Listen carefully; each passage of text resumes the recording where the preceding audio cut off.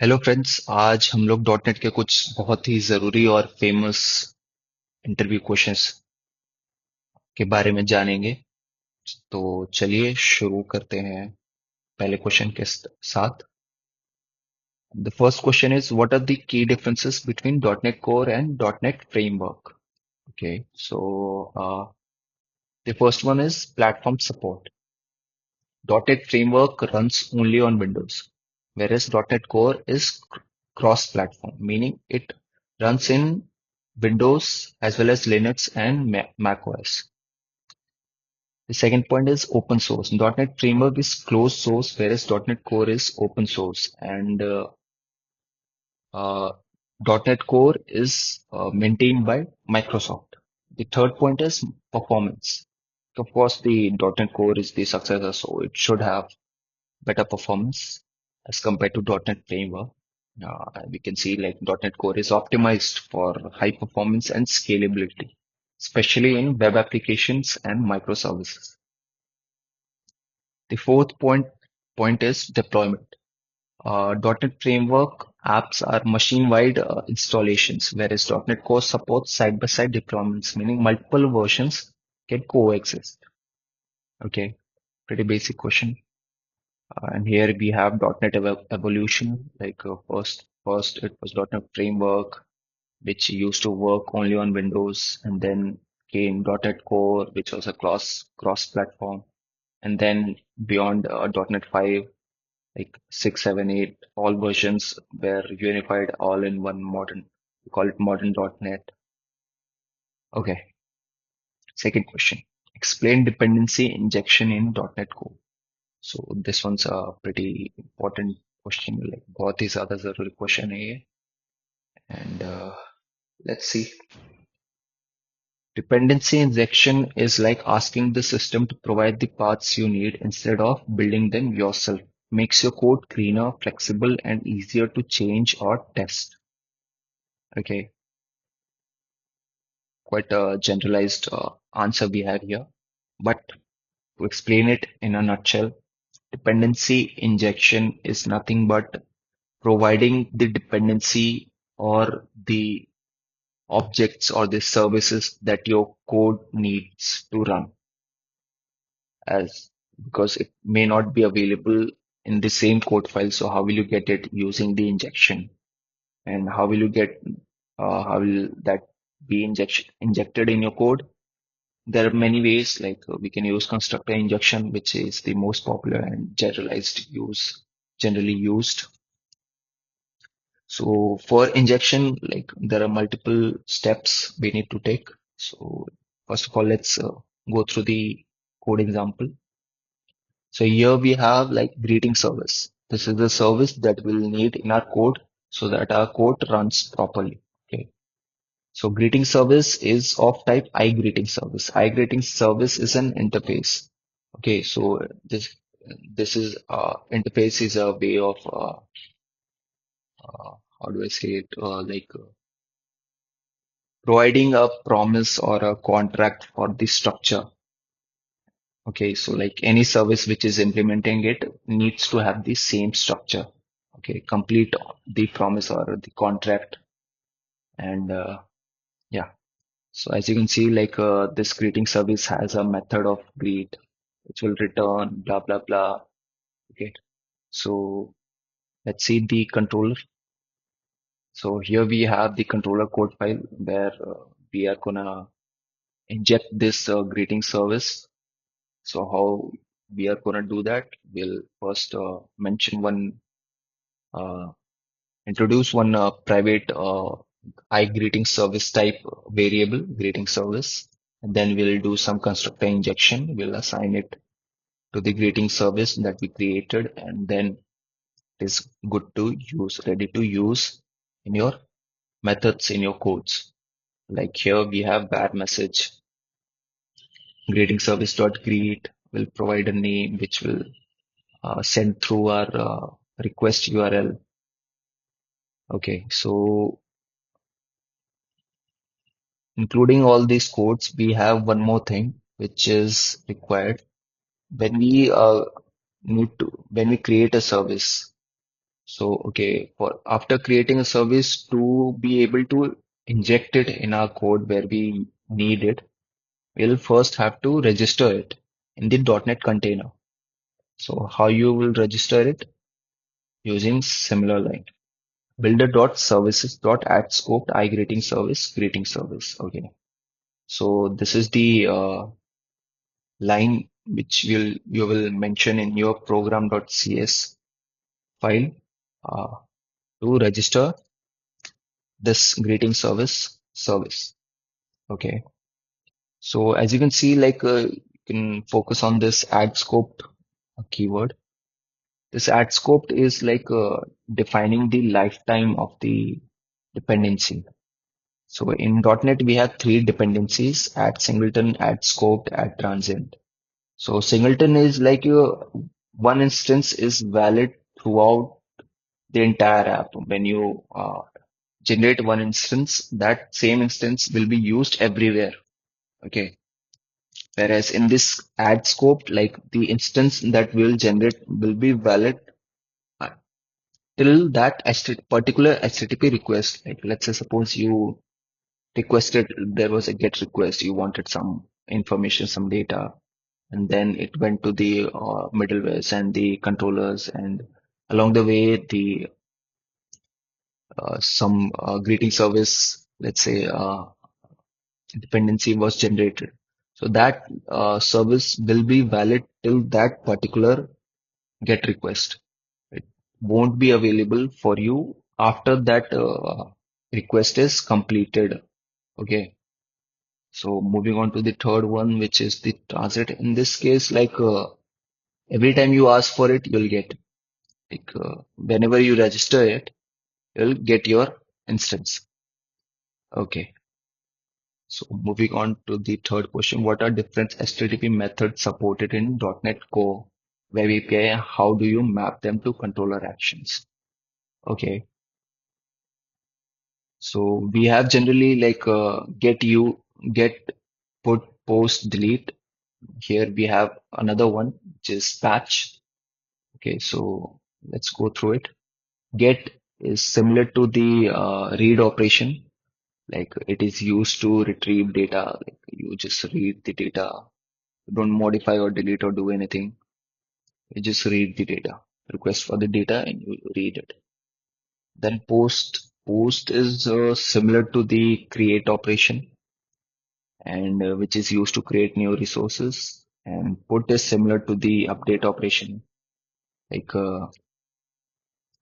you uh, you use it to update an existing resource. Now we have another word entirely. So this is an important thing which differentiates it from patch. Patch we use to partially update a resource, whereas put is used to entirely update a resource. Okay. So then the next one we have is delete. It is used to delete a resource. Now, how do we map them? We map these methods in controllers using attributes like HTTP get, HTTP post, HTTP put, date, and patch. Okay, as you can see in the previous example here, we have this say hello method. It's taking a name. Okay, so how we have a request, how will we know that it should go to this particular controller? So for that, we have this HTTP get name attribute. Okay. So using this, we know, okay. So that request should come to this controller.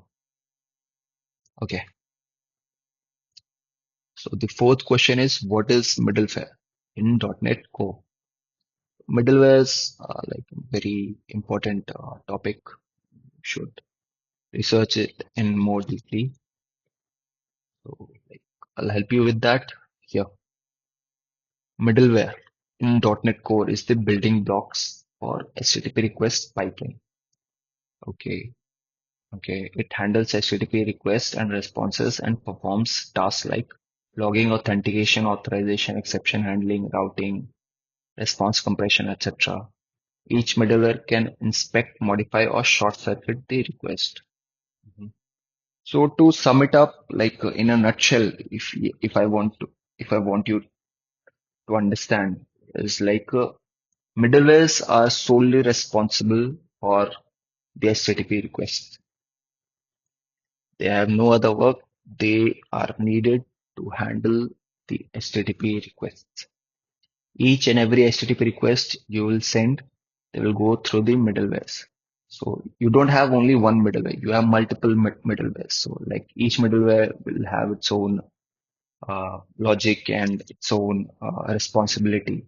Some will be used for logging, some will be used for authentication, for authorization, for exception handling, etc. Okay, so and each middleware can perform an operation, can just read your data or request or something and do nothing, or just or modify your request or do something to your request or short circuit. Short circuit meaning like okay, for to understand short circuit, you need to understand the whole the chaining. Okay, let's give you an example. Like you have multiple, as you know, like you have multiple middlewares. Okay, so how do you know like which middlewares it should go and which middleware it should not? Like they go when an HTTP request comes in, it goes to the request, and each middleware is responsible to perform some operations, and then it needs to pass it on to the next middleware in the order. Like in what order? In the order it is registered. And where is it registered? In the program.cs code file. So let's see an example of the middleware class. Here we have a middleware class, we'll have a request delegate. This particular request delegate variable would be responsible for, like passing on the request to the next middleware in the chain. Okay. So as you know, like we did some dependency injection, and then we have this method invoke or invoke async in some cases. So this is the main method, like where you'll write your logics, your particular logic, and then you will have this await next line. So what it does is like when you perform some operation like console.writeLine, this is a request, and then after performing some operation, you send that same request to the next middleware in the chain. So when it goes to the next middleware, and like keeps on hopping from one middleware to another.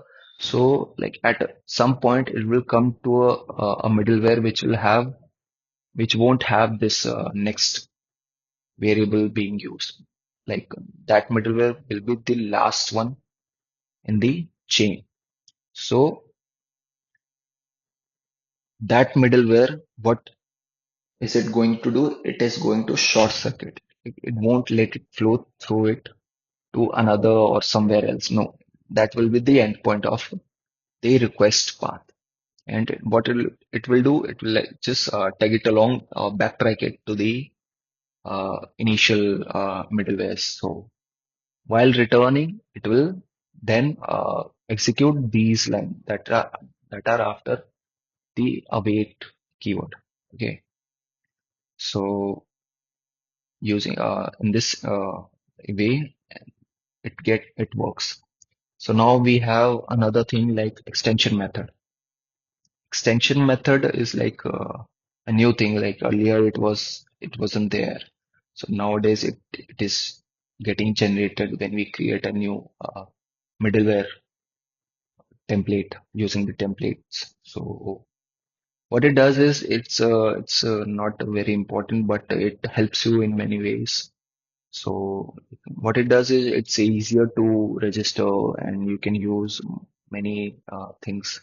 Yeah, you can research it in more deeply how it is helpful and all. So like generally it like in a line like the most important thing would be for me like it makes the registration of the middleware a bit easier.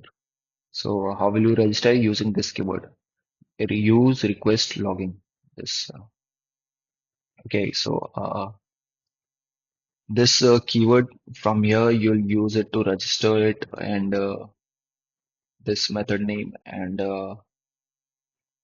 where you will register it in the program.cs code file. So as you can see here, we have this example of program.cs code file where we have our app.use request logging middleware registered.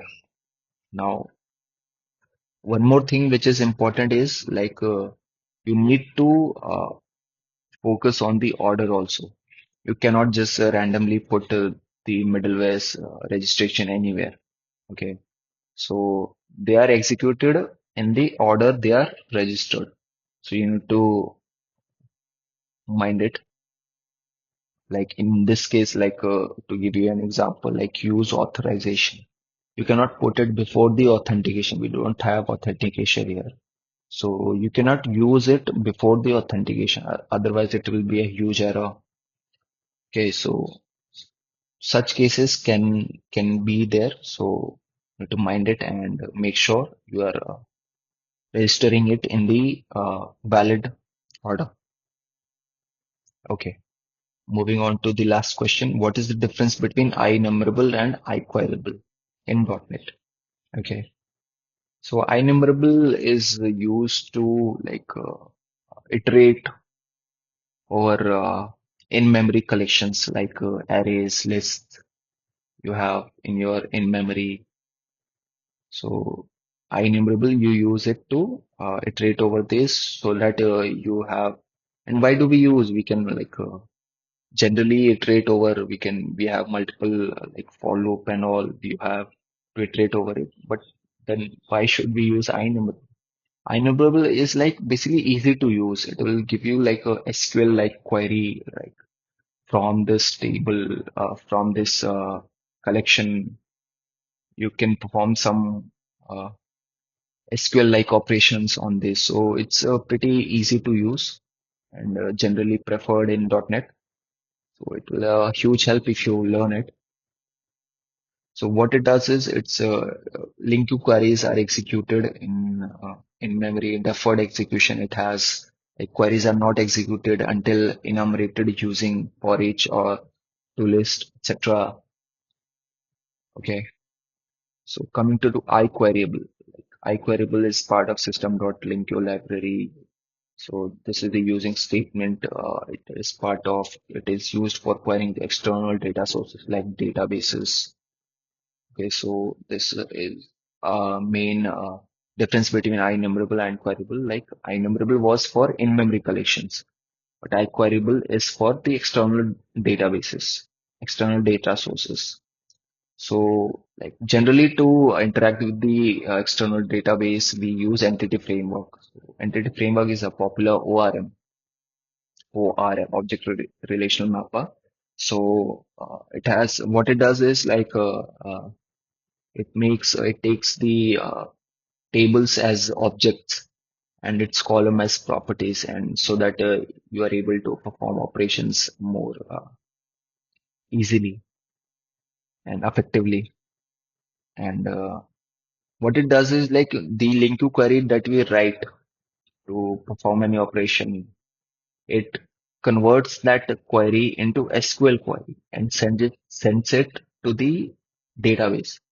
And that query, when it is sent to the database, it gets executed in the database, making our operations more efficient as the large data more as it's more efficient for working with large data sets as we have in the fourth point as filtering happens at the DB level. Okay, so these are the 5 important questions. Thank you for watching the video. Please like, share, and subscribe. And thank you.